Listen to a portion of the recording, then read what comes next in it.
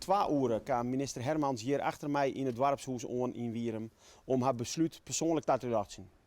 Daarmee kwam ze een oude belofte na, want ze had altijd zijn: wanneer ik een beslissing neem over de gaswinning bij Tenaart, dan wil ik dat persoonlijk zelfs vertellen.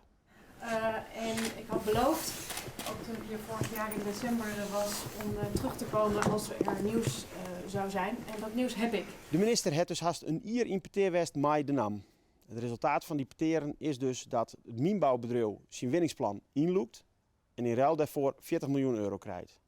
En daarmee komt er nou eindelijk een eind om jarenlang protesteren tegen onder andere gemeente, provincie, wetterskip, waardvereniging en Tweede Kamer. Ik weet allemaal uw wens om dat niet te doen. En u weet ook hoe ik daarin zat en wat mijn intentie was. Dus ik ben daarover met NAM om de tafel gegaan. En ik heb het nieuws dat ik met de NAM tot overeenstemming ben gekomen dat er geen gaswinning bij Tenaart onder de Waddenzee. Yes. De kogel is dus door de tjerken, geen gaswinning bij Tenaart. Die kwestie die speelt al meer dan 30 jaar. De eerste proefboring bij Tenaart wie al in 1991. Daarbij is de gas gevonden.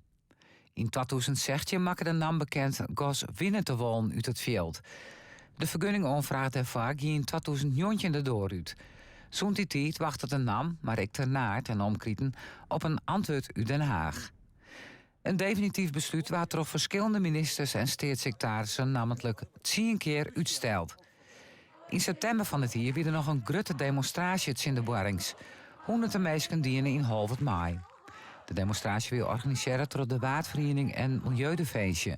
UNESCO heeft meerdere keren aangegeven dat de voor het erfgoedstatus van het waard in gevaar komt als er nieuwe gaswinning tastien wordt in het gebied.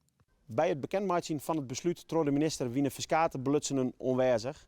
En zonder uitzondering wien zij alle jaar verrommen met de uitkomst. We zijn natuurlijk tegen optuin met dit goede nieuws wat de minister hier bracht heeft. Dat we heel lang op wachten moeten.